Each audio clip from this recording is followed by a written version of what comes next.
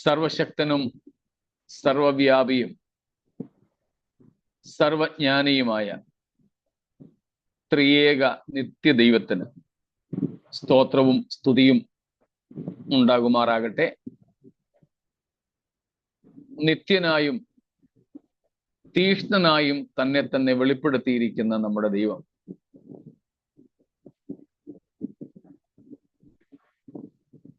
തൻ്റെ നാമത്തിന് വേണ്ടി, തൻ്റെ വചനത്തിന് വേണ്ടിയും തീക്ഷ്ണതയോടെ ഇടപെടുന്നവനാകയാൽ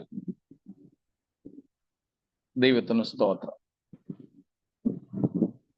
നമ്മുടെ പാപങ്ങൾക്ക് പരിഹാരം വരുത്തിയ ശേഷം മഹിമയുടെ വലഭാഗെ നമുക്ക് വേണ്ടി മഹാപുരോഹിതനായിരിക്കുന്ന യേശുക്രിസ്തുവിന്റെ നാമത്തിൽ നിങ്ങളെ എല്ലാവരെയും വന്ദനം ചെയ്യുന്നു.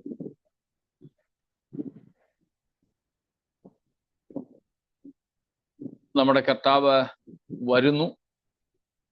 അവന്റെ വരവനായി നമുക്ക് ഒരുങ്ങാം. ദൈവം നമ്മെ സഹായിക്കട്ടെ.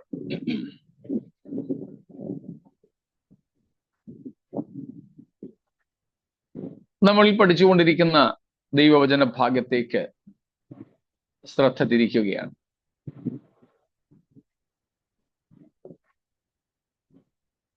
എതിർക്രിസ്തുവിനെ കുറിച്ചുള്ള ദൈവവചനത്തിന്റെ വെളിപ്പാടുകളായിരുന്നു നമ്മുടെ പഠന വിഷയം. മറ്റ് ഭാഗങ്ങളിലൊക്കെ ഉണ്ടെങ്കിലും നമ്മൾ പ്രധാനമായും നോക്കിയത് യെശയ്യാവ്, ദാനിയേൽ, പൗലോസ്, യോഹന്നാൻ എന്നീ ദൈവവചന എഴുത്തുകാരുടെ എഴുത്തുകളിലൂടെ എതിർക്രിസ്തുവിനെ കുറിച്ചുള്ള ചിത്രീകരണങ്ങളായിരുന്നു. സമാനമായ പലതും നമുക്കവിടെ കാണുവാൻ കഴിഞ്ഞു. നമ്മുടെ ആശയോ നമ്മുടെ പ്രതീക്ഷയോ നമ്മുടെ ആവേശമോ എതിർക്രിസ്തു അല്ല. ആവർത്തിച്ചു പറയുന്നു, അവനല്ല നമ്മുടെ ആവേശം, അവനല്ല നമ്മുടെ പ്രത്യാശ. നമ്മുടെ കർത്താവായ യേശുക്രിസ്തുവാണ്. അവനാണ് നമ്മുടെ ആത്മ മണവാളൻ, നമുക്ക് വേണ്ടി മുറിവേറ്റവൻ, പ്രായശ്ചിത്തമായി തീർന്നവൻ, നമ്മുടെ പാപങ്ങളെ തൻ്റെ മേൽ ചുമന്നവൻ, വഹിച്ചവൻ, പാപവും പാപത്തിന്റെ ശിക്ഷയും സ്വമേധയാ നമുക്ക് പകരമായി ഏറ്റെടുത്തവൻ. സ്തോത്രം. നമ്മെ വിവാഹ നിശ്ചയം ചെയ്തിരിക്കുന്നവൻ, നമുക്ക് തൻ്റെ ജീവൻ തന്നെ മറുവിലയായി സ്ത്രീധനമായി തന്നവൻ. സ്തോത്രം. അതുകൊണ്ട് എതിർക്രിസ്തുവിനെ കുറിച്ച് നമ്മൾ ബൈബിളിൽ പറഞ്ഞിട്ടുള്ളത് കൊണ്ട് ആ ഭാഗങ്ങൾ മനസ്സിലാക്കുവാനായിട്ട് നോക്കി എന്നേ ഉള്ളൂ.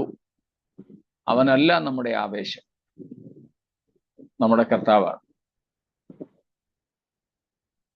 നമ്മുടെ കർത്താവിനോടുള്ള നമ്മുടെ സ്നേഹവും നമ്മുടെ ആകാംക്ഷയും നമ്മുടെ പ്രതീക്ഷയും ആവേശവും ഒക്കെ വർദ്ധിക്കുവാൻ എതിർക്രിസ്തുവിനെ കുറിച്ചുള്ള പഠനവും സഹായകരമാണ് എന്നുള്ളതാണ് സത്യം. മനസ്സിലാവുന്നുണ്ടല്ലോ? അതിനുവേണ്ടിയാണ് നമ്മൾ ആ കാര്യങ്ങൾ നോക്കിയത്.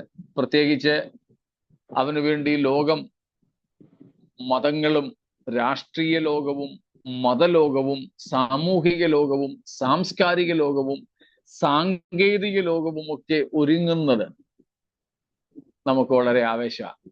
കാരണം അവനെ സ്വീകരിപ്പാൻ ഇവയുടെ ഒരുക്കങ്ങൾ തകൃതിയായി നടക്കുമ്പോൾ അതിനു മുമ്പേ നമ്മുടെ കർത്താവ് നമ്മെ ചേർക്കുവാൻ വരും എന്നുള്ളതാണ് ആ പഠനങ്ങളിൽ അടക്കം ചെയ്തിരിക്കുന്ന ആവേശോജ്വലമായ വിഷയങ്ങൾ. സ്തോത്രം. അതുകൊണ്ട് എതിർക്രിസ്തുവിനെ കുറിച്ചുള്ള പഠനം പോലും നമ്മുടെ പ്രത്യാശ വർദ്ധിപ്പിക്കുന്നതാകട്ടെ എന്ന് ആഗ്രഹിക്കുകയും പ്രാർത്ഥിക്കുകയും ചെയ്യുന്നു. ദൈവത്തിന് സ്തോത്രം. ഇന്നലെ വരെ നമ്മൾ പഠിച്ച ഏതെങ്കിലും കാര്യങ്ങളിൽ എന്തെങ്കിലും സംശയങ്ങൾ ഉണ്ടെങ്കിൽ ചോദിച്ചാട്ടെ. ഇല്ലെങ്കിൽ നമുക്ക് ഇന്നലെ പറഞ്ഞതുപോലെ യേശുക്രിസ്തുവും എതിർക്രിസ്തുവും തമ്മിലുള്ള ഒരു തുലനാത്മകമായ പഠനത്തിലേക്ക് തിരിയാം.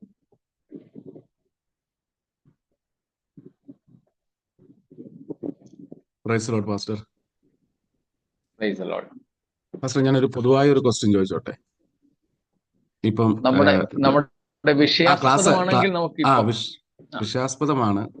ഒരു ജസ്റ്റ് ഒന്ന് അറിയാനാണ്. അതായത് ഇപ്പൊ നമ്മൾ ഇപ്പൊ ഡിജിറ്റൽ ഇപ്പൊ നമ്മൾ ആന്റി ക്രൈസ്റ്റിന്റെ റോബോട്ടിക്സ് ഇങ്ങനെയുള്ള കാര്യങ്ങളൊക്കെ നമ്മൾ കുറെ ചിന്തിക്കുകയും പറയുകയൊക്കെ ചെയ്തല്ലോ. AI, artificial intelligence, even data എഞ്ചിനീയറിംഗും ഒക്കെ ഒത്തിരി അഡ്വാൻസ്ഡ് ആയ സമയത്ത് നമ്മൾ ദൈവമക്കൾക്ക് ഈ വക കാര്യങ്ങളിൽ എത്രത്തോളം ഇൻവോൾവ് ആകാം. ഈവൻ ഇപ്പൊ നമ്മൾ ഈ റിസർച്ചൊക്കെ ഏറ്റവും ടോപ്പിൽ നിൽക്കുന്ന ഒരു സമയമാണല്ലോ എല്ലാ മേഖലകളിലും. മെഡിക്കൽ ഫീൽഡ് എടുത്താലും ഏത് ഫീൽഡ് എടുത്താലും നമ്മൾ ചിന്തിക്കുന്നതിനൊക്കെ അപ്പുറമുള്ള റിസർച്ചുകളാണ് ഇപ്പൊ നടന്നുകൊണ്ടിരിക്കുന്നത്. അപ്പം അങ്ങനെയുള്ള മേഖലകളിൽ ദൈവമക്കള് എത്രത്തോളം ദൈവമക്കൾക്ക് ഇൻവോൾവ് ആകാൻ പറ്റും?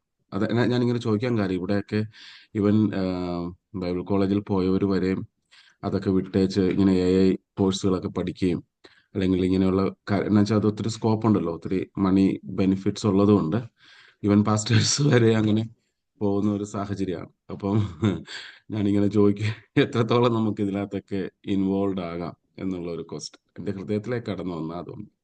ഓക്കെ. എതിർക്രിസ്തുവിന് വേണ്ടി ലോകം ഒരുങ്ങുന്നു. വിസ്താര ഭയം കൊണ്ട് ഞാൻ അങ്ങോട്ട് പോകാഞ്ഞതാണ്. How the world is getting ready for its last human government. ലോകം അതിൻ്റെ അവസാന മാനുഷിക ഭരണകൂടത്തിനായും അവസാനത്തെ ഭരണകർത്താവായ എതിർക്രിസ്തുവിനായും എങ്ങനെ ഒരുങ്ങുന്നു എന്നുള്ളത് ഒരു വിശാലമായ പഠനമാണ്. അതിലൊക്കെ ഒത്തിരി വിദഗ്ധന്മാരായ പല പ്രസംഗകരും നമ്മുടെ ഇടയിലുണ്ട്. അവരൊക്കെ ഏറിയ മണിക്കൂറുകൾ ഒറ്റ നിപ്പിൽ നിന്ന് ഈ വിഷയങ്ങളെ കുറിച്ചൊക്കെ പറയുന്നവർ നമ്മുടെ മധ്യമുണ്ട്. മീൻസ് നമ്മുടെ പെന്തക്കോസ്ത്, കേരള പെന്തക്കോസ്ത് ലോകത്തിലുണ്ട്, അതിന് പുറത്തും കാണുമായിരിക്കും. ഞാൻ അത്രയൊന്നും വിശദമായിട്ട് കാര്യങ്ങൾ പഠിച്ചിട്ടുമില്ല, പറയാറുമില്ല. എന്നാലും അടിസ്ഥാനപരമായി കുറെ കാര്യങ്ങളുണ്ട്. അതിലൊന്നാണ് ടെക്നോളജിക്കൽ അഡ്വാൻസ്മെന്റ്. എതിർക്രിസ്തുവിനായിട്ട് ലോകം ഒരുങ്ങുന്ന ഒരു വിഷയമാണ് സാങ്കേതിക വിദ്യയുടെ കുതിച്ചുകയറ്റം. ഇപ്പോൾ സോണി ബ്രദർ പറഞ്ഞതുപോലെ ആർട്ടിഫിഷ്യൽ ഇന്റലിജൻസ് ഉൾപ്പെടെയുള്ള സംഗതികൾ ഇന്നലെ ഞാൻ ഒന്ന് തൊട്ട് വിട്ടതുപോലെ, ഇന്നലെയും മറ്റൊരു ദിവസവും തൊട്ട് വിട്ടതുപോലെ തലച്ചോറിൽ വരെ ചിപ്പ് ഘടിപ്പിക്കുക എന്നുള്ളത്, ഇങ്ങനെയൊക്കെയുള്ള കാര്യങ്ങൾ ഇന്ന് നടന്നുകൊണ്ടിരിക്കുന്നു. അത് ഒരുപക്ഷെ എന്നേക്കാൾ കൂടുതൽ അപ്ഡേഷൻ നിങ്ങൾക്ക് ആ വിഷയങ്ങളിലൊക്കെ കാണും. വെറും വാർത്തകൾ കണ്ടാലും വാർത്താ പത്രികകൾ, ന്യൂസ് പേപ്പേഴ്സ് വായിച്ചാലും ഒക്കെ അതിനെപ്പറ്റിയുള്ള ഒത്തിരി കാര്യങ്ങളൊക്കെ നമുക്ക് മനസ്സിലാക്കാൻ സാധിക്കുന്നുണ്ട്. അപ്പം സാങ്കേതിക വിദ്യയുടെ കുതിച്ചുകയറ്റത്താൽ ലോകം എതിർക്രിസ്തുവിന്റെ ഭരണത്തെ വളരെ സുഗമമാക്കുവാൻ വേണ്ടിയാണ് ശ്രമിക്കുന്നത്. അത് കൂടിയേ തീരൂ, അത് സംഭവിച്ചേ തീരൂ, അത് സംഭവിക്കേണ്ടതാകുന്നു. എന്നാൽ അതിൽ ദൈവമക്കളായ നമുക്ക് അതുകൊണ്ട് സാങ്കേതിക വിദ്യകളിൽ നിന്ന് ഒഴിഞ്ഞിരിക്കേണ്ടതുണ്ടോ? ഉണ്ടെന്നും ഇല്ലെന്നും പഠിപ്പിക്കുന്നവരുണ്ട്. ഇതെല്ലാം സാത്താന്റെ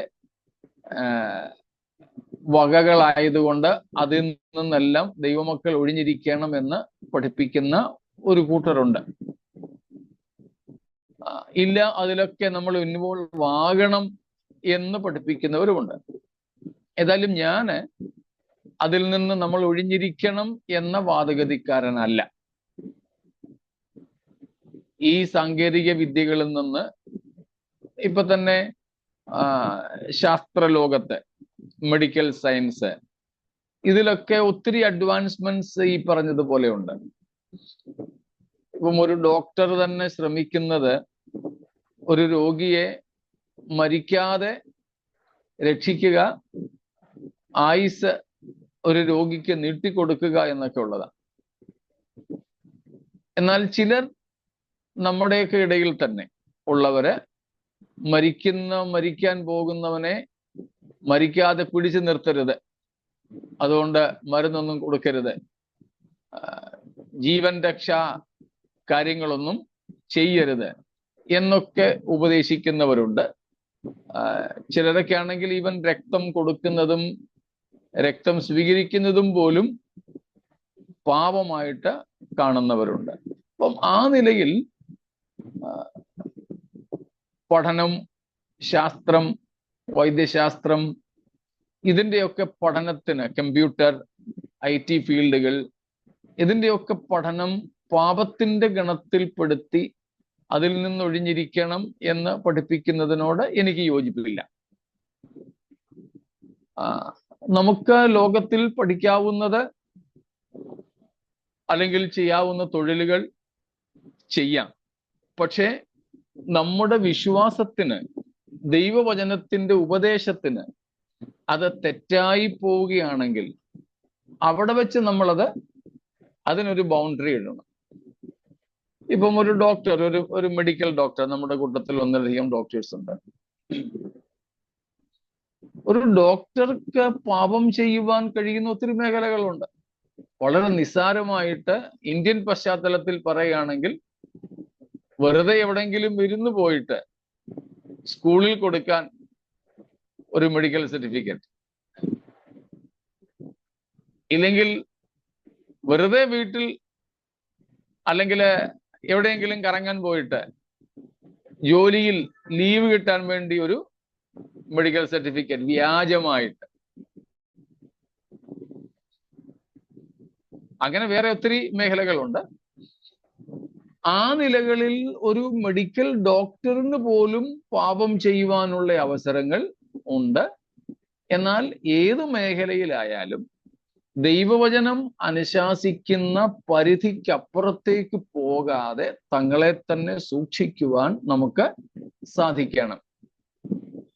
അത് ഏത് മേഖലയിലായാലും, IT മേഖലയിലായാലും, AI മേഖലയിലായാലും.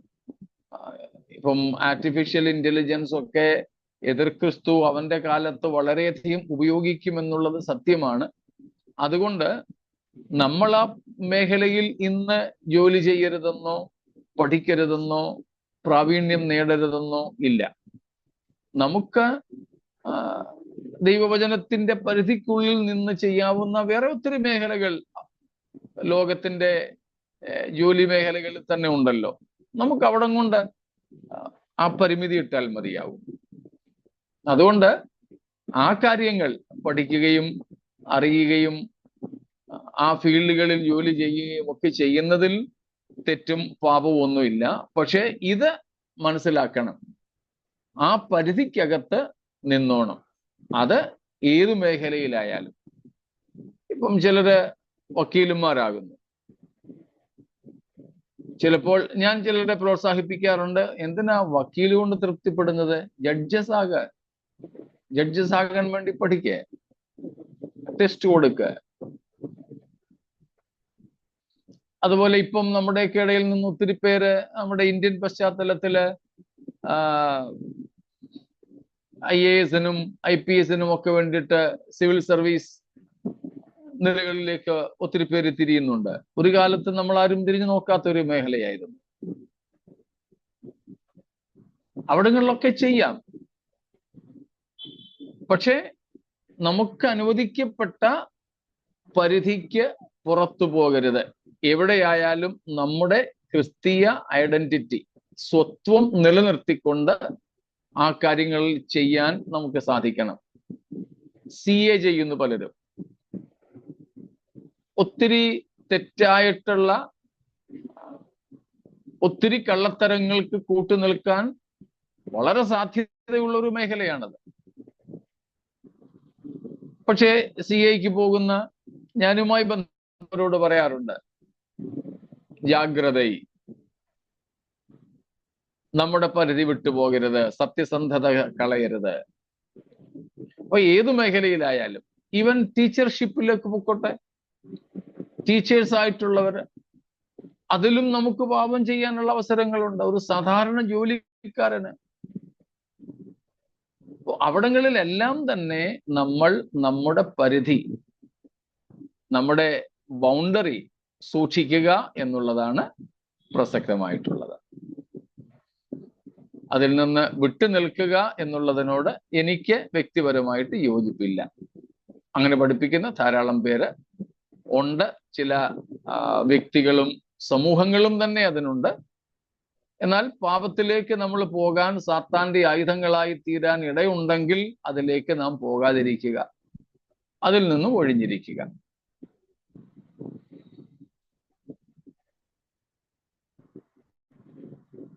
അതെല്ലാ ജോലി എല്ലാ ജോലി മേഖലകളിലും ഉണ്ട്. ഒരു തയ്യക്കാരൻ ഒരു ചോദ്യം കൂടെ, ബാർ ഹോട്ടലിൽ ജോലി ചെയ്യാമോ? ബാർ ഹോട്ടലിലെ ജോലി നേരിട്ട് വിലക്കപ്പെട്ടതിലേക്കാണ് നമ്മൾ പോകുന്നത്.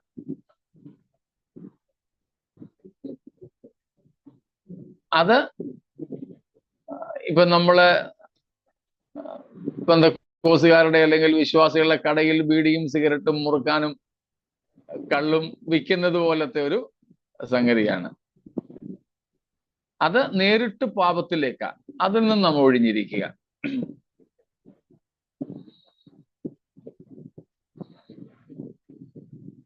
കേരളത്തിൽ നിന്ന് വരെ അമേരിക്കയിലൊക്കെ വന്നിട്ട് മദ്യഷാപ്പുകളിൽ ജോലി ചെയ്ത്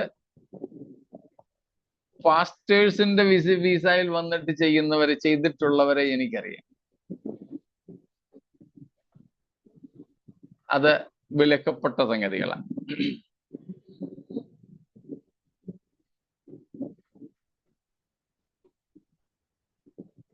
ഒരു തയ്യക്കാരനായാൽ പോലും അവന് വിലക്കപ്പെട്ട സംഗതികളുണ്ട്. ഒരു തയ്യക്കാരൻ ചിലപ്പോൾ അവന് വളരെയധികമായിട്ട് ജോലി കിട്ടുന്ന ഒരു സംഗതിയായിരിക്കും ചില അന്യാരാധനയുമായി ബന്ധപ്പെട്ട സാധനങ്ങൾ ഉണ്ടാക്കുക. ഒരു ഫാബ്രിക്കേഷൻ ജോലിക്കാരന്, ഒരു മേശിരിക്ക്, ഇവർക്കുമൊക്കെ ഇതുപോലെയുള്ള പാപത്തിലേക്കും വിലക്കപ്പെട്ട ജോലികളിലേക്കും പോകാൻ സാധ്യതകളുണ്ട്. ഞങ്ങളുടെ ചർച്ചിലെ ഒരു സഹോദരനുണ്ട്. അദ്ദേഹം സ്വർണ്ണപ്പണിക്കാരനാണ്. അദ്ദേഹത്തിന്റെ ജോലി ഈ സ്വർണ്ണപ്പണിക്കാർക്ക്, ഉരുപ്പടി ഉണ്ടാക്കുന്നവർക്ക് ഉരുപ്പടിയിൽ പലതരത്തിലുള്ള ഡിസൈൻസ് ഉണ്ട്. ചിലര് നമ്പേഴ്സ് ആണ്, ചിലർക്ക് എന്തെങ്കിലും ഫ്ലവേഴ്സ് ആണ്, വേറെ എന്തെങ്കിലും ഡിസൈൻസ് ആണ്, ചിലർക്കാണെങ്കിൽ ദൈവങ്ങളുടെ മുദ്ര കുത്തലാണ്. ഇതിന്റെ ഡൈ ഉണ്ടാക്കി കൊടുക്കുക അദ്ദേഹത്തിന്റെ ജോലി. അദ്ദേഹം പറഞ്ഞു, രക്ഷിക്കപ്പെടുന്നതിന് മുമ്പ് ഡിസൈൻസും ദൈവങ്ങളുടെ രൂപങ്ങളും ഒക്കെ ഉണ്ടാക്കി കൊടുക്കാറുണ്ടായിരുന്നു. രക്ഷിക്കപ്പെട്ടതിന് ശേഷം തൻ്റെ വരുമാനം കുറഞ്ഞു ആ വിഷയത്തിൽ. പക്ഷേ പരദൈവങ്ങൾ എന്ന് പറഞ്ഞാൽ ഒരു ദൈവത്തിന്റെ രൂപങ്ങൾ ഉണ്ടാക്കി കൊടുത്തോ, ഏതെങ്കിലും മതത്തിന്റെ ചിഹ്നങ്ങൾ ഉണ്ടാക്കി കൊടുത്തോ താൻ ഉപജീവനം ചെയ്യാറില്ല.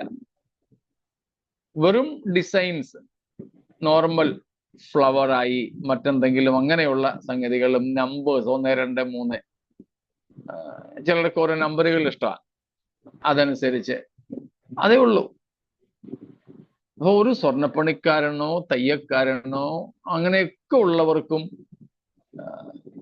ഈ വിഷയം നമ്മളിപ്പോ പറഞ്ഞത് ബാധകമാണ്. പക്ഷെ ആ താഴേക്കുള്ള നിലയിൽ പലരും ഇത് ചിന്തിക്കാറില്ല. എന്നാൽ ഈ ഒരു അഡ്വാൻസ്ഡ് ആയിട്ടുള്ള സാങ്കേതിക നിലകളിലാണ് പലരും അത് ചിന്തിക്കാറുള്ളത്. അതൊരു പുതിയ സംരംഭം കൂടെ ആയതുകൊണ്ട് അങ്ങനത്തെ ഒരു വലിയ ചിന്തയിലേക്ക് ആൾക്കാർ എത്തുന്നു. പക്ഷെ ഈ ഒരു പരിധി നമ്മൾ ആ വിഷയങ്ങളിൽ നിർണയിക്കുക.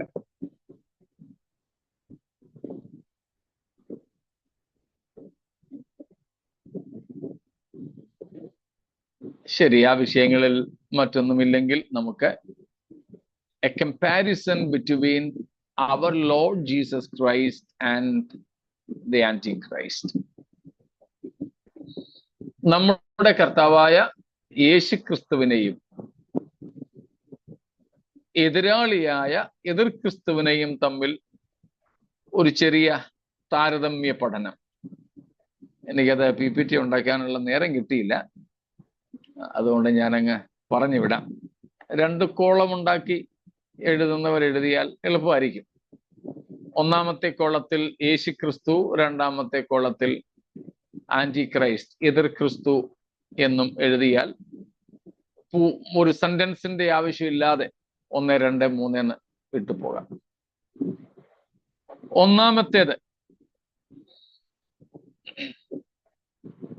ഞാൻ ഏതാണ്ട് 10-20ഓളം കാര്യങ്ങൾ നോട്ട് ചെയ്തിട്ടുണ്ട്. പെട്ടെന്ന് ആ കാര്യങ്ങൾ പറഞ്ഞു വിടാം എന്ന് കരുതും. ഒത്തിരി വിശദീകരണങ്ങളുടെ ആവശ്യം ഒരുപക്ഷെ കാണില്ല. എന്തെങ്കിലും ഉണ്ടെങ്കിൽ നിങ്ങൾ ചോദിക്കുക. ഒന്നാമത്തേത് യേശുക്രിസ്തുവിന്റെ പ്രത്യേകതയായിട്ട് നമുക്ക് നോക്കാം. യോഹന്നാൻ 6:38 വാക്യം, ജോൺ 6:38.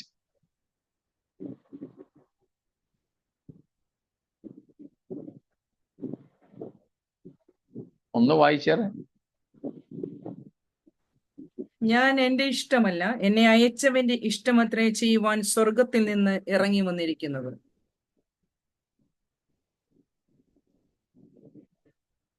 നമുക്ക് യേശുക്രിസ്തുവിനെ കുറിച്ച് അവിടെ കാണാൻ സാധിക്കുന്നത് സ്വർഗത്തിൽ നിന്ന് ഇറങ്ങി വന്നവൻ. He is from above. Christ is from above. സ്വർഗത്തിൽ നിന്നുള്ളവൻ. വേറെയും പല ഭാഗങ്ങളുണ്ട്, ഓരോ വചനങ്ങളെ നമ്മൾ എടുക്കുന്നുള്ളൂ. അതിന് ബദൽ എതിർ ക്രിസ്തുവിന്റെ കോളത്തിൽ ഒന്നാമത് നമുക്ക് ഇടാൻ പറ്റും. അവൻ എവിടെ നിന്നാണെന്ന് നമ്മൾ ഇന്നലെ കണ്ടായിരുന്നല്ലോ. വെളിപ്പാട് 11:7. ആഴത്തിൽ നിന്ന്, അല്ലെങ്കിൽ അഗാധത്തിൽ നിന്നുള്ളവനാണ്. He is from below, from the bottomless pit. അപ്പോൾ യേശുക്രിസ്തു സ്വർഗത്തിൽ നിന്ന് അല്ലെങ്കിൽ മേലിൽ നിന്നുള്ളവൻ. സ്വർഗസ്ഥനെന്നോ മേലിൽ നിന്നുള്ളവനെന്നോ ഒക്കെ നമുക്ക് പറയാം. പകരം ബദലായി എതിർ ക്രിസ്തു കീഴേ നിന്നുള്ളവൻ, ആഴത്തിൽ നിന്ന് കയറുന്ന മൃഗമാണവൻ. 2, നമ്മളിപ്പോൾ വായിച്ച വാക്യത്തിൽ തന്നെ കണ്ടു, he does the father's will. യേശുക്രിസ്തു പിതാവിന്റെ ഇഷ്ടം ചെയ്യുന്നു. പിതാവിന്റെ ഇഷ്ടം ചെയ്യുന്നു.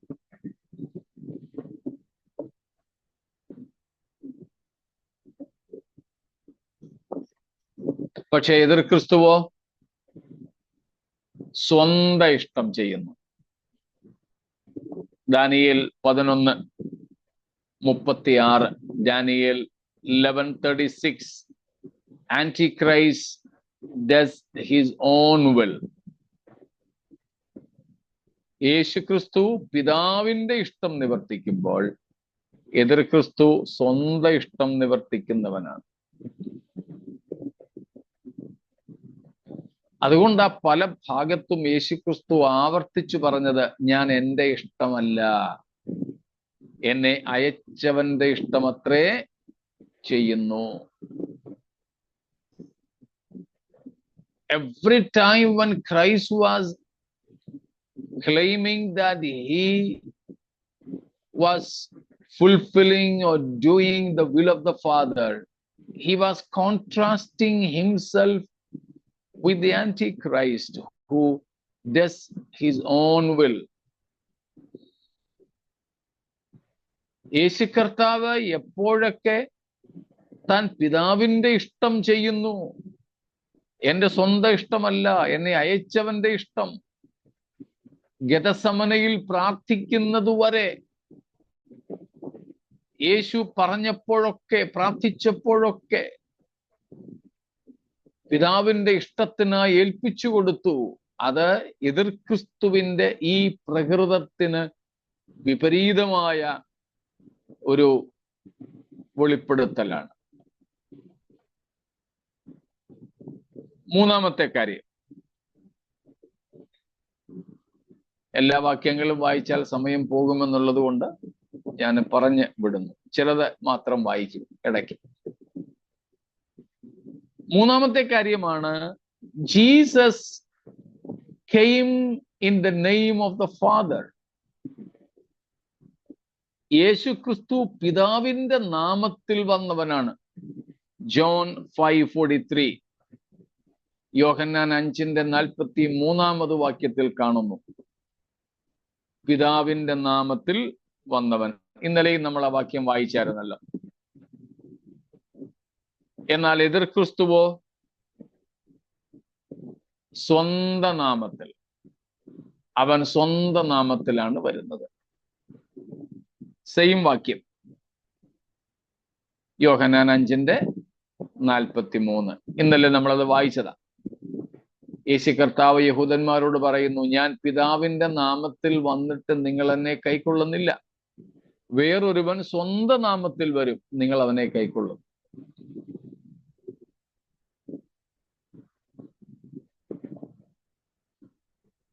നാല്,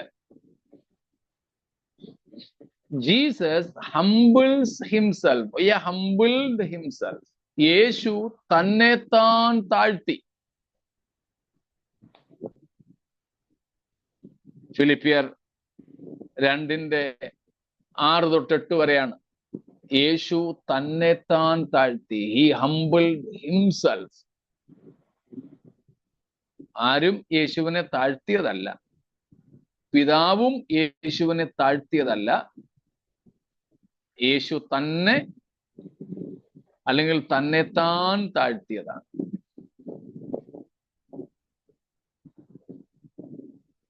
നമുക്ക് വളരെ പരിചയമുള്ള വാക്യമാണല്ലോ അത്. ഫിലിപ്പിയർ 2-ാം അധ്യായത്തിൽ നിന്നും, അവൻ ദൈവരൂപത്തിലിരിക്കെ ദൈവത്തോടുള്ള സമത്വം മുറുകെ പിടിച്ചുകൊള്ളണമെന്ന് വിചാരിക്കാതെ ദാസരൂപം എടുത്ത് തന്നെത്താൻ താഴ്ത്തി. തന്നെ താൻ താഴ്ത്തി.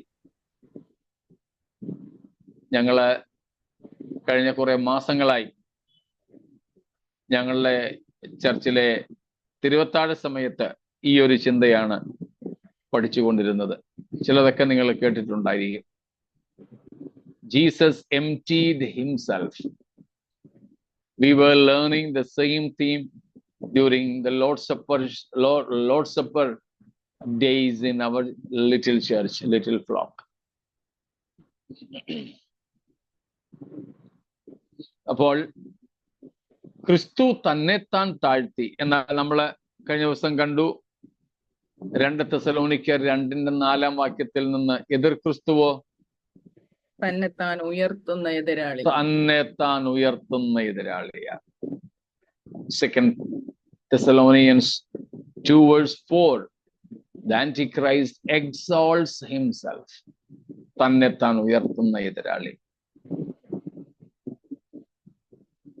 അതുകൊണ്ടാണ് നമ്മുടെ കർത്താവ് തൻ്റെ ജനത്തിൽ നിന്ന് താഴ്മ ആഗ്രഹിക്കുന്നത്. യേശു ഭൂമിയിൽ വന്നപ്പോൾ താഴ്മ ധരിച്ചുകൊണ്ടാണ് വന്നത്. താഴ്മയുടെ ഭാഗമായിട്ടാണ് അല്ലെങ്കിൽ തെളിവായിട്ടാണ് യേശു ഒരു പാവപ്പെട്ട കുടുംബത്തിൽ പിറന്നത്. സാധാരണക്കാരുടെ, സാമ്പത്തികമായി വളരെ പിന്നാക്കം നിൽക്കുന്ന ഒരു കുടുംബത്തിൽ. ഇസ്രായേലിൽ ആശാരി പണി ചെയ്തു എന്നത് ഒരു കുറച്ചിലോ താഴ്മയൊന്നുമല്ല. അതൊക്കെ നമ്മുടെ ഇന്ത്യയിലും ഒക്കെ ഉള്ളൂ. പണി വെച്ച്, ജോലി വെച്ച്, തൊഴിൽ വെച്ച് ആൾക്കാരെ അളക്കുന്നതും വില കൊടുക്കുന്നതും.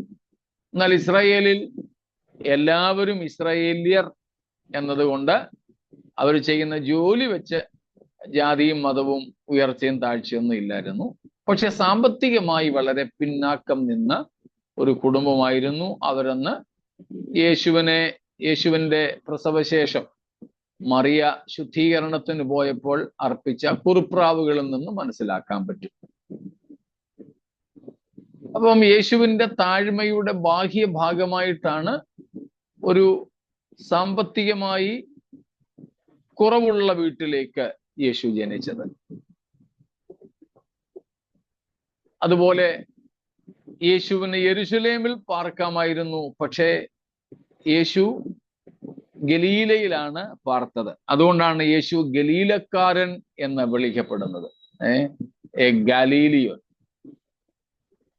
യേശു ഒരു ഗലീലക്കാരനാണ്. നേരത്തെ നമ്മൾ പഠിച്ചിട്ടുണ്ട്, യഹൂദന്മാർക്കിടയിലെ ഒരു ഗോത്രത്തിനും ഉയർച്ചയും താഴ്ചയൊന്നും ഇല്ല. പക്ഷേ യെരുശലേമിൽ പാർക്കുന്നവരാണ് ഉന്നതന്മാർ, സാമ്പത്തികമായി, സാമൂഹികമായി, വിദ്യാഭ്യാസപരമായി, മതപരമായി ഒക്കെ എല്ലാത്തിലും അരിസ്റ്റോക്രാറ്റിക് ആയിട്ട് നിൽക്കുന്നവർ, ഉന്നതന്മാരായി നിൽക്കുന്നവർ യെരുശലേം വാസികളാണ്. പക്ഷെ ഗലീലക്കാർ വിദ്യാഭ്യാസം കൊണ്ടും സംസ്കാരം കൊണ്ടുമൊക്കെ പൊതുവെ താണവരാണ്. അധികം പഠിപ്പില്ലാത്തവര്, പിന്നെ സാധാരണ തൊഴിൽ ചെയ്യുന്നവര്, അങ്ങനെയുള്ളവരായിരുന്നു ഗലീലക്കാർ.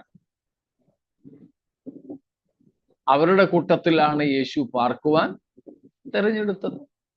അങ്ങനെ വരുമ്പോൾ യേശു രാജാവായിട്ട് സിയോനിലേക്ക് പ്രവേശിക്കുന്നു, യെരുശലേമിലേക്ക് രാജാവായി പ്രവേശിക്കുന്ന ഒരു പ്രവേശനമുണ്ട്. സഖരിയ പ്രവാചകൻ അക്കാര്യം പ്രവചിക്കുന്നുണ്ട്. സിയോനോട് പറയുകയാണ്, നിന്റെ രാജാവ് എങ്ങനെ വരുന്നു എന്നാ?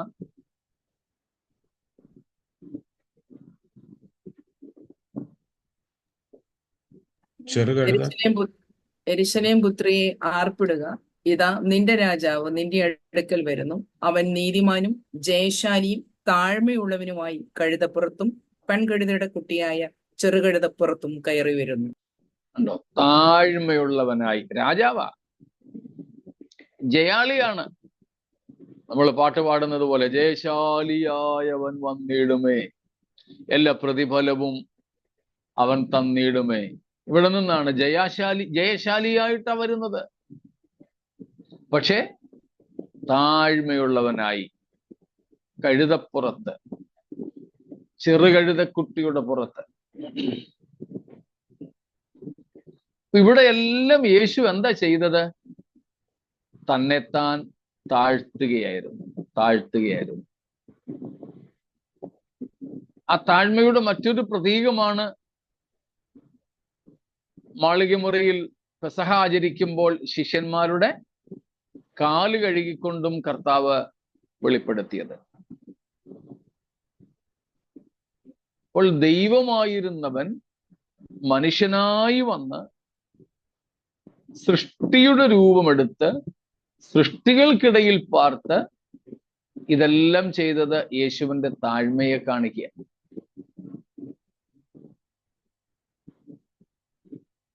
അതേസമയം ഒന്നുമില്ലാഞ്ഞിട്ടും എതിർ ക്രിസ്തു തന്നെത്താൻ അങ്ങ് ഉയർത്തി കാണിക്കുന്നു. നാം താഴ്മയുള്ളവരായിരിക്കണം.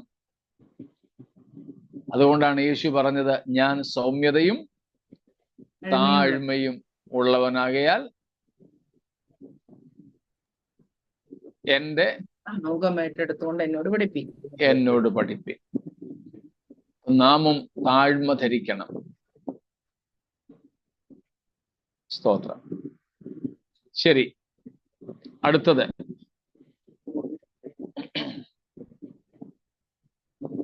നാലാമത്തെയോ അഞ്ചാമത്തെയോ? 5.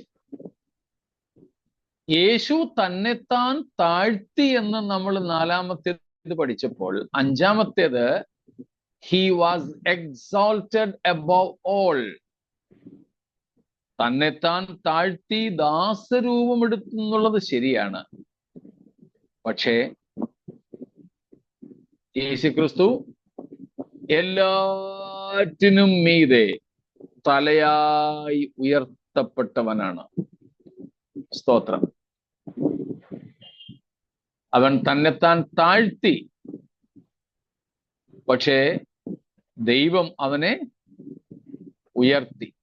സകല നാമത്തിലും മേലായ നാമം, സ്വർലോകരുടെയും ഭൂലോകരുടെയും അധോലോകരുടെയും സകല മുഴങ്കാലും മടങ്ങുന്ന നാമം. ഫിലിപ്പിയർ 2:6-8 വരെ നമ്മൾ കാണുന്നുണ്ട്. എഫേസ്യർ 1:20 മുതൽക്കുള്ള വാക്യങ്ങളിൽ നമ്മൾ കാണുന്നത് സകല വാഴ്ചയ്ക്കും അധികാരത്തിനും, ഇടതെങ്കിലെ വാക്യം ഒന്ന് വായിച്ചോ. നമ്മുടെ കർത്താവിന്റെ മഹത്വത്തെ പ്രകീർത്തിക്കുന്നതല്ലേ. എല്ലാ വാഴ്ചയ്ക്കും അധികാരത്തിനും ശക്തിക്കും 20 മുതലേ അങ്ങ് വായിച്ചോളൂ. അങ്ങനെ അവൻ ക്രിസ്തുവിലും വ്യാപരിച്ചു, അവനെ മരിച്ചവരുടെ ഇടയിൽ നിന്ന് ഉയർപ്പിക്കുകയും സ്വർഗത്തിൽ തന്റെ വലത്തുഭാഗത്ത് എല്ലാ വാഴ്ചയ്ക്കും അധികാരത്തിനും ശക്തിക്കും കർത്തൃത്വത്തിനും ഈ ലോകത്തിൽ മാത്രമല്ല വരുവാനുള്ളതിലും വിളിക്കപ്പെടുന്ന സകല നാമത്തിനും അത്യന്തം മീതെ ഇരുത്തുകയും സർവവും അവന്റെ കാൽ കീഴെ ആക്കി വെച്ചു. അവനെ സർവത്തിനും മീതെ തലയാക്കി എല്ലാറ്റിലും എല്ലാം നിറയ്ക്കുന്നവന്റെ നിറവായിരിക്കുന്ന അവന്റെ ശരീരമായ സഭയ്ക്ക് കൊടുക്കുകയും ചെയ്തിരിക്കുന്നു. Praise God. ഇവിടെ എല്ലാം നമ്മൾ കാണുന്നത് വേറെ ഒത്തിരി ഭാഗങ്ങളുണ്ട്. അവനെ ബലവും മഹത്വവും ബഹുമാനവും തേജസ്സും ഒക്കെ അണിഞ്ഞവനായി കാണുന്നു. അപ്പം യേശുക്രിസ്തുവിന്റെ എക്സോൾട്ടേഷൻ, യേശു തന്നെത്താൻ താഴ്ത്തി, ശരിയാണ്. എന്നാൽ പിതാവായ ദൈവമോ യേശുവിനെ ഏറ്റവും ഉയർത്തി. ആ എക്സോൾട്ടേഷന്റെ, ആ ഉയർച്ചയുടെ വിശദീകരണങ്ങളിൽ ഒരു ഭാഗമാണ് നമ്മൾ എഫേസ്യ ലേഖനത്തിൽ നിന്നും വായിച്ചത്. അതിന്റെ ഒന്നും വ്യാഖ്യാനത്തിലേക്കും വിശദീകരണങ്ങളിലേക്കും പോകുന്നില്ല, അത് വീണ്ടും നീണ്ടുപോകും എന്നുള്ളത് കൊണ്ട്. അതേസമയം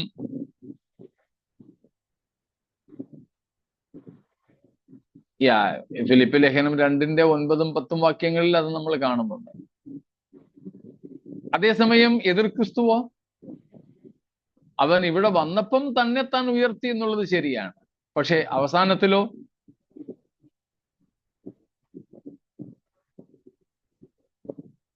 വെളിപ്പാട് 19:20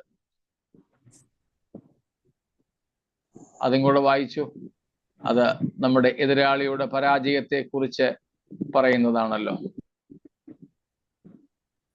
മൃഗത്തെയും അതിന്റെ മുമ്പാകെ താൻ ചെയ്ത അടയാളങ്ങളാൽ മനുഷ്യരെ ചതിച്ച് മൃഗത്തിന്റെ മുദ്ര ഏൽപ്പിക്കുകയും അതിന്റെ പ്രതിമയെ നമസ്കരിപ്പിക്കുകയും ചെയ്ത കള്ളപ്രവാചകനെയും പിടിച്ചു കെട്ടി ഇരുവരെയും ഗന്ധകം കത്തുന്ന തീപ്പൊയ്കയിൽ ജീവനോടെ തള്ളിക്കളഞ്ഞു. സ്തോത്രം. തന്നെത്താൻ താഴ്ത്തിയ നമ്മുടെ കർത്താവിനെ പിതാവ് ഏറ്റവും ഉയർത്തിയപ്പോൾ, തന്നെത്താൻ ഉയർത്തിക്കൊണ്ട് ദൈവത്തിനെതിരെ പോലും തന്നെത്താൻ ഉയർത്തിക്കൊണ്ട് മനുഷ്യരെ വഞ്ചിച്ച എതിർ ക്രിസ്തുവിനെ കർത്താവ് എന്ത് ചെയ്യുന്നു? പിടിച്ചു കെട്ടി അഗാധത്തിലേക്ക്, തീപ്പൊയ്കയിലേക്ക് തള്ളിക്കളയുന്നു. അവസാനമാണ് നാം ഇത് കാണുന്നത്. സ്തോത്രം. ആസാഫിനോട് ദൈവം പറഞ്ഞതുപോലെ നമ്മളും വിഷയങ്ങളുടെ അവസാനം എന്താകും എന്ന് ചിന്തിച്ചു കൊള്ളണം. അല്ലെങ്കിൽ നമ്മൾ വ്യാകുലപ്പെട്ടു പോകാനിടയുണ്ട്, അസൂയ വന്നു പോകാനിടയുണ്ട്. ഞാൻ കൈകളെ കുറ്റമില്ലായ്മയിൽ കഴുകിയത് വ്യർത്ഥമാണെന്ന് ചിന്തിക്കാൻ സാധ്യതയുണ്ട്. എന്നാൽ അങ്ങനത്തെ ഒരു തീരുമാനത്തിലേക്ക് എത്തുന്നതിന് മുമ്പ് നമ്മൾ ദൈവസന്നിധിയിലേക്ക് ചെന്നിട്ട് ഇവരുടെ അന്തം എന്താകും എന്ന് ചിന്തിക്കുക. ഇപ്പോഴത്തെ കാര്യങ്ങളല്ല, അന്തം ആണ്, അവസാനമാണ് പ്രധാനപ്പെട്ടത്.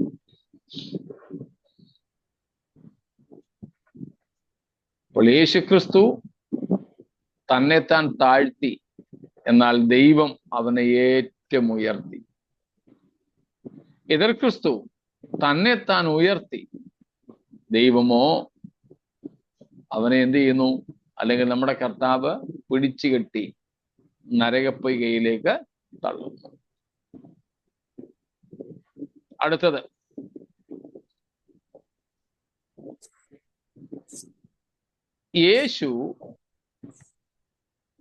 യേശുവിനെ തിരുവെഴുത്ത് പറയുന്നത് നിന്ദിക്കപ്പെട്ടവനായിരുന്നുവെന്നാണ്.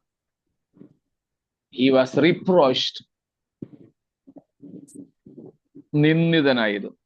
യെശയ്യാ 53:3 വാക്യത്തിൽ നമ്മൾ കാണുന്നുണ്ട്, അവൻ നിന്ദിതനായിരുന്നു. എന്നാൽ എതിർ ക്രിസ്തുവോ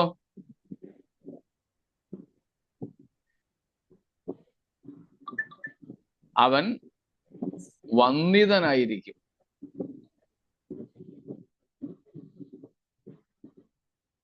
നാം കാണുന്നുണ്ടല്ലോ, വെളിപ്പാട് പുസ്തകം 13-ാം അധ്യായത്തിന്റെ ഇന്നലെ നമ്മൾ വായിച്ച 2-ാമത്തെ വാക്യം മുതൽക്ക്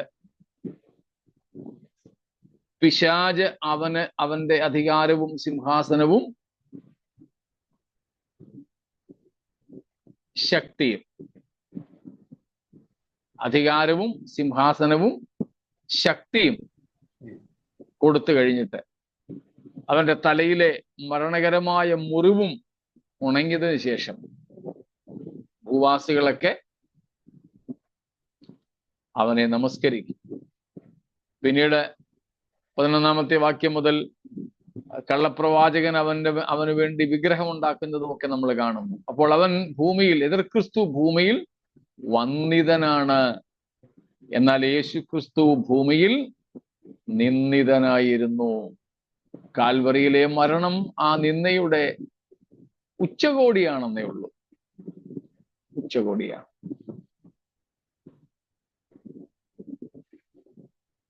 ഇത്രയും കാര്യങ്ങൾ വ്യക്തമാണോ?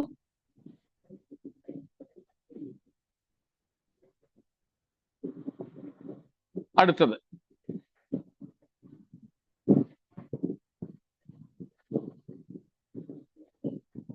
ജീസസ് ക്രൈസ്റ്റ് സേവ്സ്, യേശു ക്രിസ്തു രക്ഷിക്കുന്നു. യേശു എന്ന പേര് തന്നെ രക്ഷകൻ, രക്ഷിക്കുന്നവൻ, രക്ഷിപ്പാനിരിക്കുന്നവൻ എന്നൊക്കെയാണ്.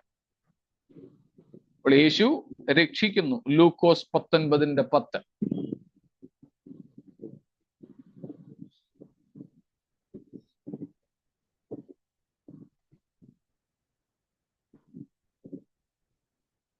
For the Son of Man came to seek and to save that which was lost.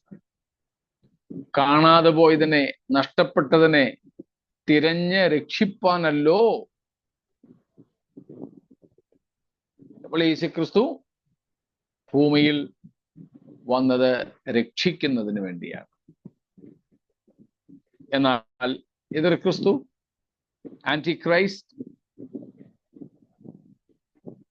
he comes to destroy. അവൻ വരുന്നത് നശിപ്പിക്കുവാനാണ്, നശിപ്പിക്കുവാൻ.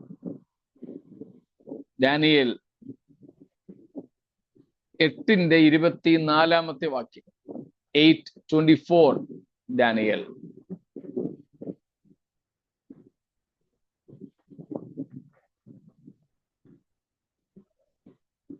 മനസ്സിലായല്ലോ?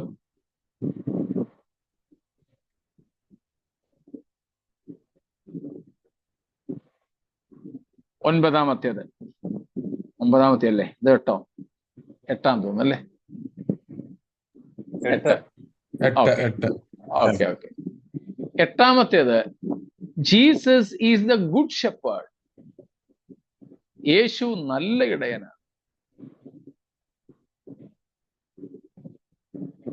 നല്ല ഇടയന്റെ ലക്ഷണം എന്താണ്? ആടുകൾക്ക് ജീവനെ നൽകുന്നു. ആമേൻ. ആടുകൾക്കായി തന്റെ ജീവനെ വെച്ചു കൊടുക്കുന്നത്. യോഹന്നാന്റെ സുവിശേഷം 10:4 വാക്യത്തിലാണ് യേശുവിന്റെ ആ അവകാശ പ്രഖ്യാപനം. ഞാൻ നല്ല ഇടയൻ. 10:11 വാക്യത്തിൽ നാം കാണുന്നു, ഞാൻ നല്ല ഇടയനാകും.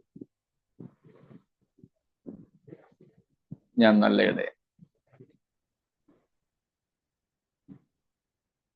അതേസമയം എതിർ ക്രിസ്തുവോ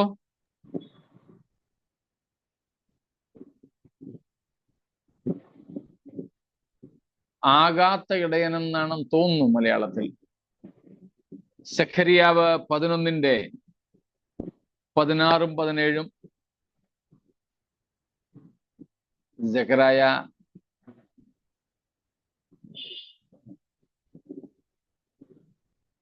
11:16-17.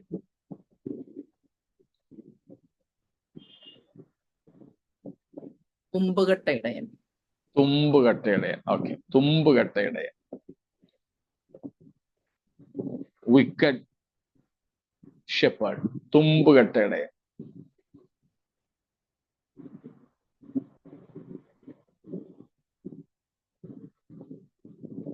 ഒമ്പത്,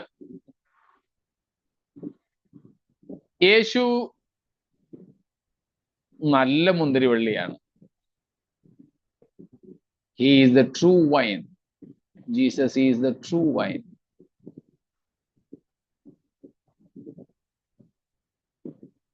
യോഹന്നാൻ 15:1 വാക്യം.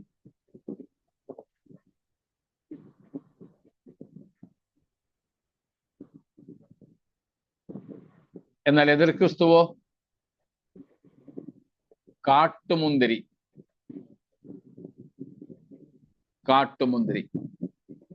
Wild wine.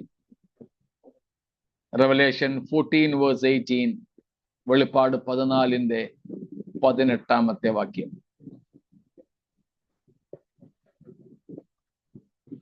വൈൽഡ്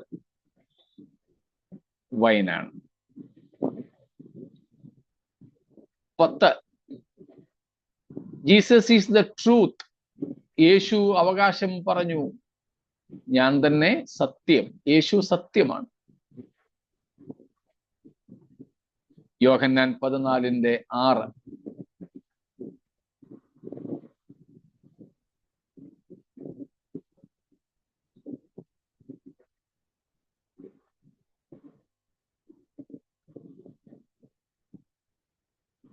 യോഹന്നാൻ 14:6. അതേസമയം എതിർ ക്രിസ്തുവോ he is the lie. നമ്മൾ കഴിഞ്ഞ ദിവസങ്ങളിലൊക്കെ കണ്ടതാണ്. 2 തെസ്സലോനിക്കർ 2:8 വാക്യം. 2 തെസ്സലോനിക്കർ 2:8 വാക്യം. he is the lie.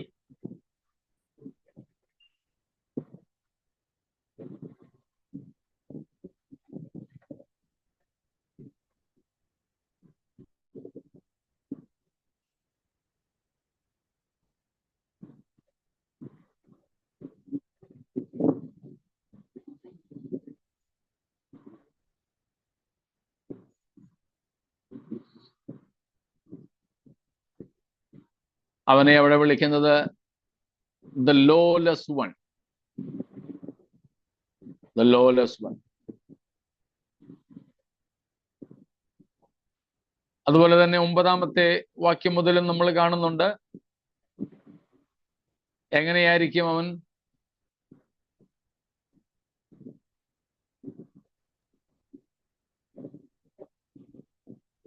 ഒമ്പതാമത്തെ വാക്യത്തിൽ കാണുന്നത് വ്യാജമായ എല്ലാ അത്ഭുതങ്ങളോടും അടയാളങ്ങളോടും. വ്യാജമായ. യേശുക്രിസ്തു സത്യം. എന്നാൽ എതിർ ക്രിസ്തു വ്യാജമായ സംഗതികളിലാണ് പ്രവർത്തിക്കുന്നത്. അവനെ ദല്ലായി, വ്യാജം, ഭോഷ്ക് എന്ന് വിളിക്കാം. 11, യേശുവിനെ നാം കാണുന്നത് വ്യസനമുള്ളവൻ, മാൻ ഓഫ് സോറോസ്, ദുഃഖമുള്ളവൻ. യെശയ്യാ 53 3-ാമത്തെ വാക്യത്തിലാണത്.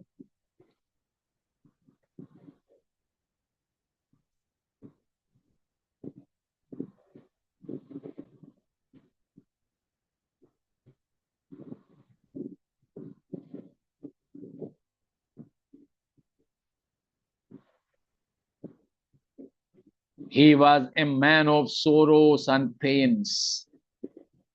മലയാളത്തിൽ വ്യസനപാത്രം എന്നാണ് തോന്നുന്നല്ലേ? 3-ാം വാക്യം ഒന്ന് വായിച്ചു.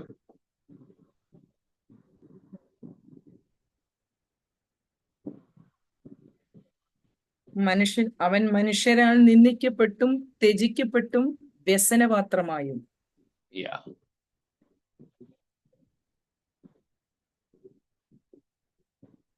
വ്യസനപാത്രം, മാൻ ഓഫ് സോറോസ്.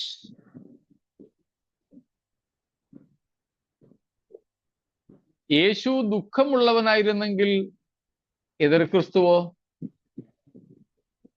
പാപമുള്ളവൻ. നാം അവനെ ഇന്നലെ കണ്ടു. ഇന്നലെ മിനിയാൻ പൗലോസ് 2 തെസ്സലോനിക്കർ 2-ാമത്തെ അധ്യായത്തിൽ അവനെ വിളിക്കുന്നത് സൺ, the lawless one, അധർമ്മ മൂർത്തി എന്ന് പറഞ്ഞാൽ പാപമുള്ളവൻ.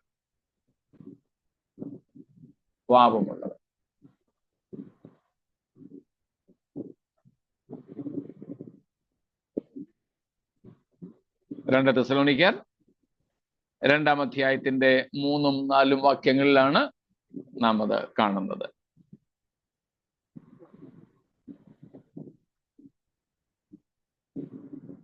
അതുപോലെ അവനെ വിളിക്കുന്നത് അവിടെ നാശപുത്രൻ എന്നാണ്.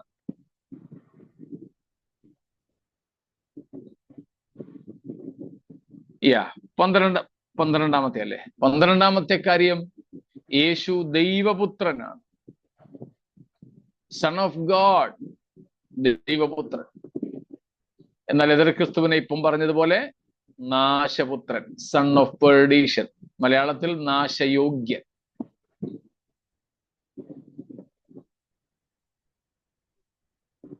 അതേ വാക്യങ്ങളാണ് 2 തെസ്സലോനിക്കർ 2-ന്റെ 3-4 വാക്യങ്ങൾ.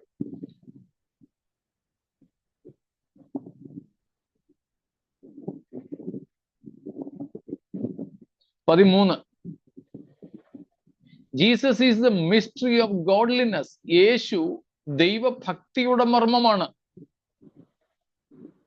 1 തീമോഥെയോസ് 3:16 ദൈവഭക്തിയുടെ മർമ്മം.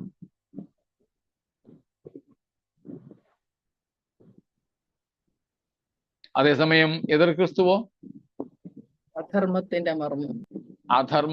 മർമ്മം, മിസ്റ്ററി ഓഫ് ഇനിക്വിറ്റി.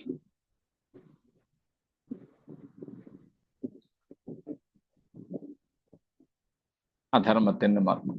2 തെസ്സലോനിക്കർ 2:7 അധർമ്മത്തിന്റെ മർമ്മം.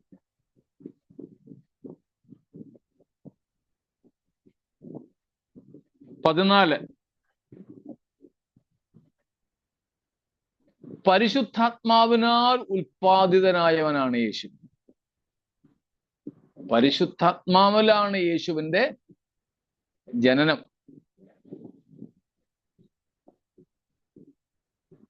Jesus Christ is brought forth by the Holy Spirit.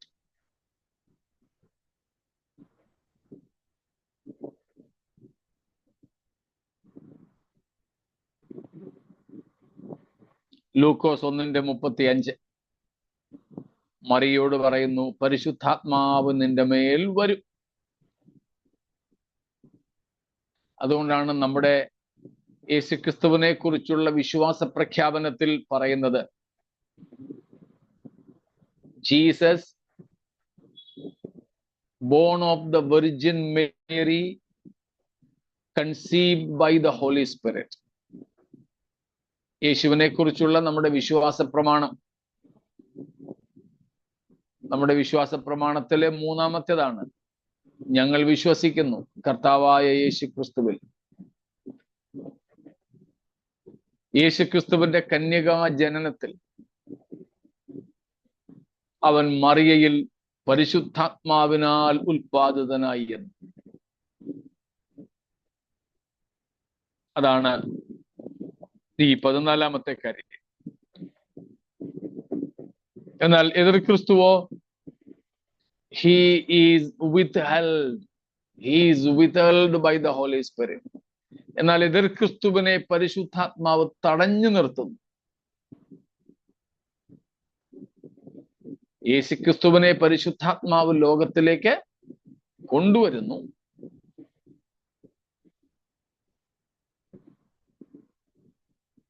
അല്ലെങ്കിൽ യേശുക്രിസ്തുവിന്റെ ജനനം പോലും പരിശുദ്ധാത്മാവിനാൽ. അതേസമയം ആന്റി ക്രൈസ്റ്റ്, അവനെ പരിശുദ്ധാത്മാവ് തടഞ്ഞു നിർത്തുന്നു. തടുക്കുന്നവനാണ് പരിശുദ്ധാത്മാവ് എതിർ ക്രിസ്തുവിനുള്ള ബന്ധം. അതും 2 തെസ്സലോനിക്കർ 2:7 വാക്യത്തിൽ.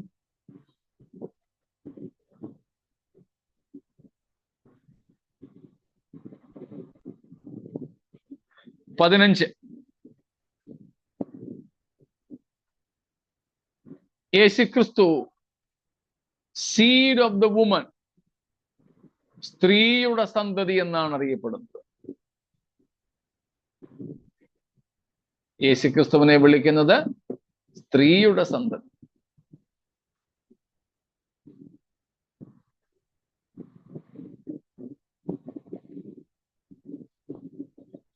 ഉൽപ്പത്തി 3:15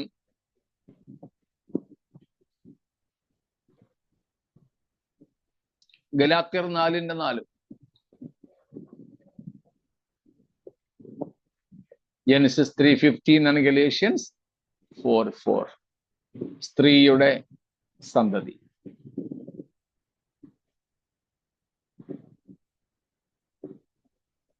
എന്നാൽ ആന്റി ക്രൈസ്റ്റ് അതേ വാക്യത്തിൽ ഉൽപ്പത്തി 3:15 നമ്മൾ കാണുന്നു, സർപ്പത്തിന്റെ സന്തതി. സർപ്പത്തിന്റെ സന്തതി. സർപ്പത്തിന്റെ സന്തതി.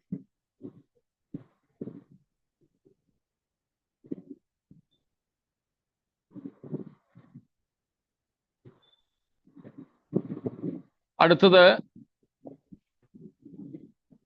രണ്ടിടത്തും യേശുക്രിസ്തുവിനും എതിർ ക്രിസ്തുവിന്റെയും രണ്ടിടത്തും ചേർക്കാനുള്ളതാണ് 3.5 വർഷം വീതമുള്ള ശുശ്രൂഷ. യേശുക്രിസ്തു 3.5 കൊല്ലം ഭൂമിയിൽ ശുശ്രൂഷിച്ചു.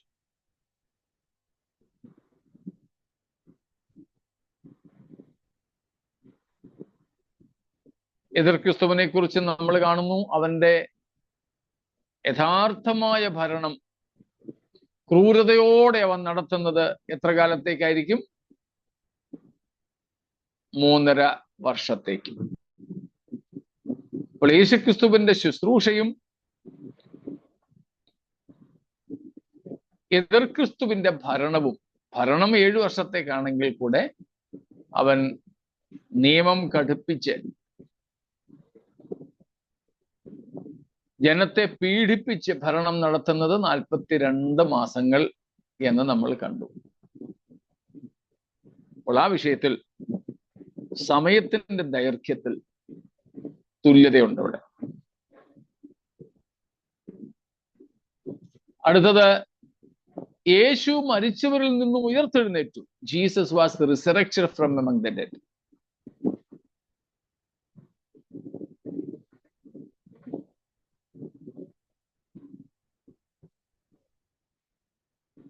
ഒന്ന് കൊരിന്ത്യർ 15:3 വാക്യം, തിരുവെഴുത്തുകളിൻ പ്രകാരം മരിച്ചു, അടക്കപ്പെട്ടു, തിരുവെഴുത്തുകളിൻ പ്രകാരം ഉയർത്തെഴുന്നേറ്റ യേശു. എന്നാൽ എതിർ ക്രിസ്തുവോ? ഇന്നലെ നമ്മൾ ഒടുവിലായിട്ട് കണ്ടു, അവൻ യേശുക്രിസ്തുവിന്റെ ഉയർത്തെഴുന്നേൽപ്പിനെ പകർത്തി കോപ്പിയടിക്കാൻ ശ്രമിക്കുന്നത്. അവന്റെ 7 തലകളിൽ ഒന്നിന് മാരകമായ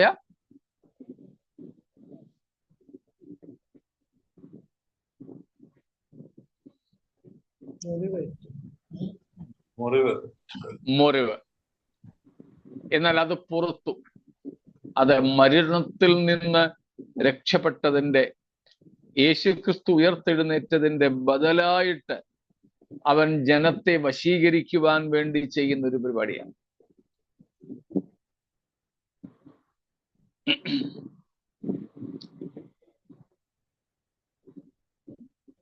വെളിപ്പാട് 13-ന്റെ 3-ാമത്തെ വാക്യം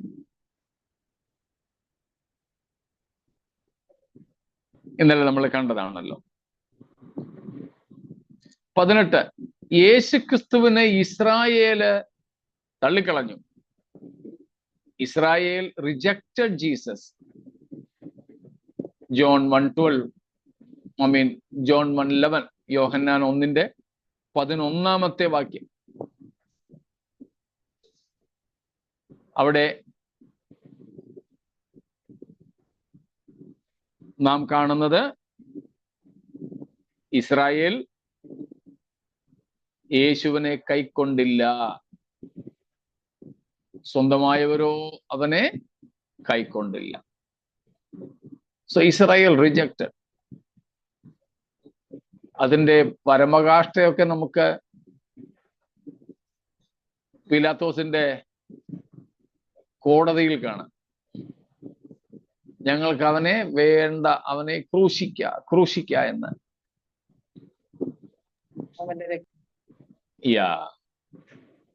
ഇസ്രായേൽ റിജക്റ്റഡ്, തള്ളിക്കളഞ്ഞ കല്ല്.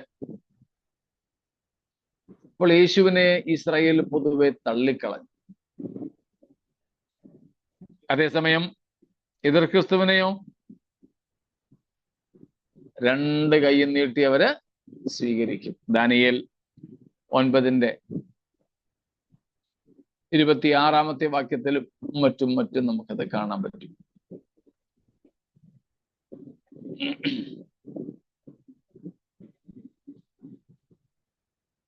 മറ്റൊന്നാണ് യേശുക്രിസ്തു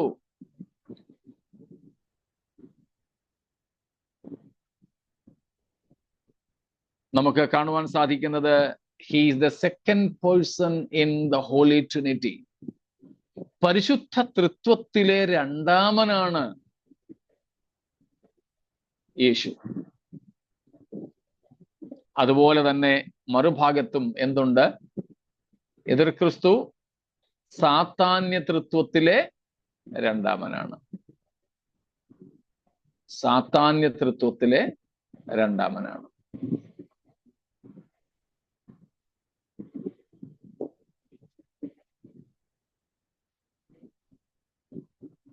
ഇങ്ങനെ യേശുക്രിസ്തുവിനെയും എതിർ ക്രിസ്തുവിനെയും നമുക്ക് താരതമ്യം ചെയ്ത് പഠിച്ചാൽ നമ്മുടെ കർത്താവിന്റെ മഹത്വത്തെ നമുക്ക് ദർശിക്കുവാനായിട്ട് സാധിക്കും. ഈ മഹത്വവാനായ കർത്താവാണ് നമ്മെ തന്നോട് ചേർക്കുവാൻ വേഗത്തിൽ വരുന്നത്. നമുക്ക് ആ കർത്താവിനോടുള്ള സ്നേഹം വർദ്ധിപ്പിച്ച് ഏറെ പ്രത്യാശയോടെ നമ്മുടെ കർത്താവിന്റെ വേഗം നടക്കാനിരിക്കുന്ന വരവിനായിട്ട് ഒരുങ്ങാം. ഈ വചനങ്ങളാൽ ദൈവം നമ്മെ അനുഗ്രഹിക്കുമാറാകട്ടെ.